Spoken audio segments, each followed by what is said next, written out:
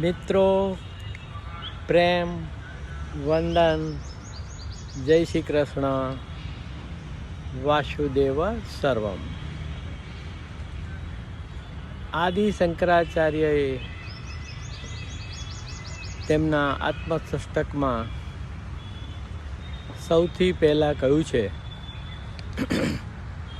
કે મનોબુદ્ધૈ અહંકાર ચિત્તાનિ નાહમ ન ચ ક્ષોત્ર જીવે ન ચ દ્રાણ નેત્રે ન ચ વ્યોમ ભૂમિ ન તેજો ન વાયુ ચિદાનંદ રૂપ શિવોહમ શિવોહમ. તો મન, બુદ્ધિ, ચિત્ત, અહંકાર, પંચેન્દ્રિયો અને પંચ મહાભૂતો હું નથી. હું તો ચિદાનંદ રૂપ શિવોહમ શિવોહમ છું. એમાં સૌથી મહત્વનું આપણું મન છે, ચંચળ મન છે. ચંચલમ હિ મન કૃષ્ણ પ્રમાથી બલવદ્રઢમ. ખૂબ બળવાન છે, ખૂબ દ્રઢ છે અને એને કાબૂમાં લેવું દુષ્કર છે એવું અર્જુન ભગવાન કૃષ્ણને ગીતામાં કહે છે. તો મનનું ન હોવું એ અધ્યાત્મની એક ઊંચામાં ઊંચી અવસ્થા છે. સાથે બુદ્ધિ પણ અને અહંકાર તો અચૂક જ. એક નાનકડી રચના છે, કંઈક એવો જ સંદેશ આપવા પ્રયત્ન કર્યો છે કે મન નથી તો નથી અહમ.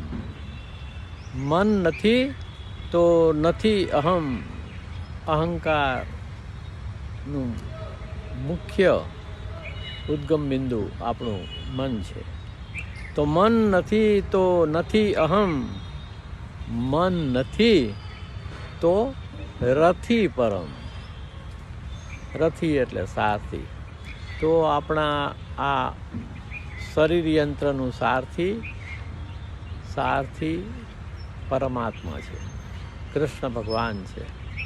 તો મન નથી તો નથી અહમ અને મન નથી તો રથી પરમ. સૌ હુંઓ થાય કડડડ ભૂસ. સૌ હુંઓ થાય કડડડ ભૂસ. આપણે અનેક હુંઓના સમૂહ છીએ. ક્ષણે ક્ષણે આપણે જુદા જુદા હુંઓ રૂપે અલગ અલગ રીતે વ્યક્ત થાય છે. આપણી ઈચ્છાઓ, આપણી લાગણી, આપણી માન્યતા, આપણા ગમા, આપણા અણગમા અલગ અલગ હું તરીકે બહાર આપણને રજૂ કરે છે. તો સૌ હુંઓ થાય કડડડ ભૂસ. સૌ હુંઓ થાય કડડડ ભૂસ. ખંડેર માહી નથી અહમ. તો બધા જે આ હરાયા પરાયા અને નકામા હુંઓ જો કડડડ ભૂસ થાય તો આપણી અંદરનો અહંકાર નિર્મૂળ થઈ જાય છે. મન નથી તો નથી અહમ અને મન નથી તો રથી પરમ. કે પરમ રમે છન ન છન. અને પછી જે અવસ્થા તત્વમસી અહમ બ્રહ્માસ્મિની થાય એ તો પરમાત્માનું નૃત્ય છે. કે પરમ રમે છનન ન છન. એ નર્તનમાં નથી અહમ. તો એ પછી જે નર્તન છે વિદેહી સ્વરૂપનું, છનન ન છન છે, આનંદ સભર છે, એમાં અહંકાર નથી હોતો. તો મન નથી તો નથી અહમ. મન નથી તો રથી પરમ.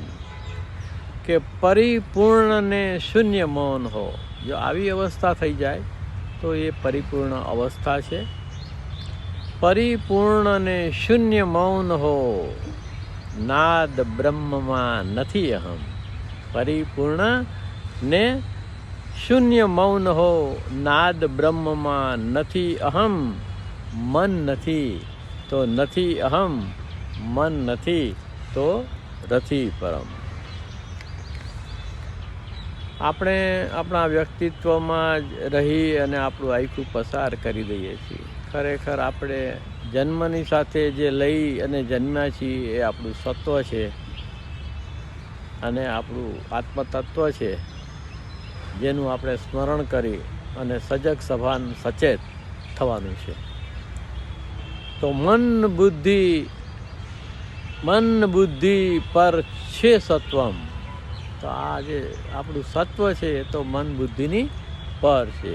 મન બુદ્ધિ પર છે સત્વમ એ સનાતન રથી પરમ. તો એ આપણો ખરેખરો રથી આપણા વિદેહી સ્વરૂપનો અથવા તો આપણા ખરેખરા હુંનો સારથી છે. મન નથી તો નથી અહમ, મન નથી તો રથી પરમ. કે નર્તન એક મેઘ,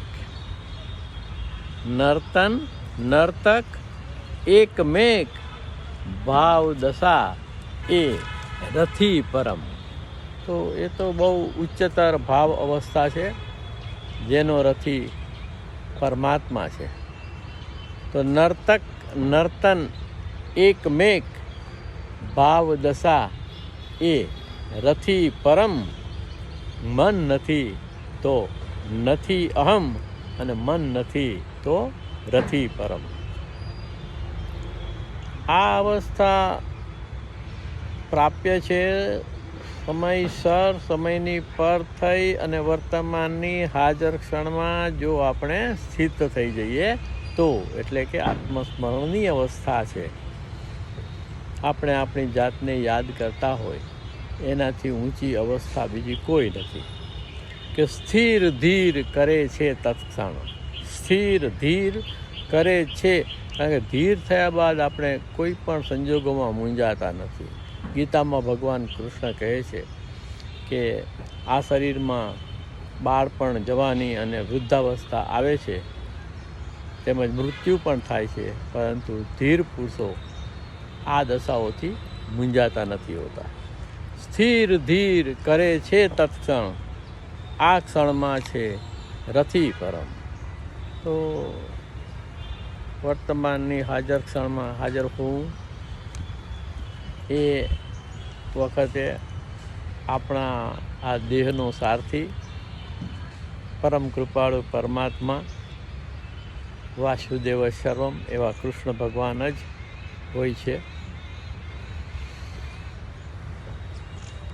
આ ખોડિયું ખાલી લાગે એવી અનુભૂતિ થાય છે. જે છે તે છે એ છે એનો સ્વીકાર, વર્તમાનની હાજર ક્ષણમાં હાજરી, અને આવું થઈ જાય તો અંતે પાછું આત્મસષ્ટકની છેલ્લી કડી અહમ નિર્વિકલ્પો નિરાકાર રૂપો વિભુવ્યાર્પ સર્વત્ર સર્વેન્દ્રિયાણામ સદા મે સમત્વમ. અહમ નિર્વિકલ્પો નિરાકાર રૂપો વિભુવ્યાર્પ સર્વત્ર સર્વેન્દ્રિયાણામ સદા મે સમત્વમ. ન મુક્તિ ન બંધ ચિદાનંદ રૂપ શિવોહમ ચિદાનંદ રૂપ શિવોહમ. મિત્રો, પ્રેમ વંદન, જય શ્રી કૃષ્ણ. વાસુદેવ સર્વમ. કૃષ્ણાત પરમ કિમપી તત્વમહમ ન જાને. વસુદેવ સુતમ દેવમ કંસચાણૂન મર્દનમ દેવકી પરમાનંદમ. કૃષ્ણમ વંદે જગદ્ગુરુ.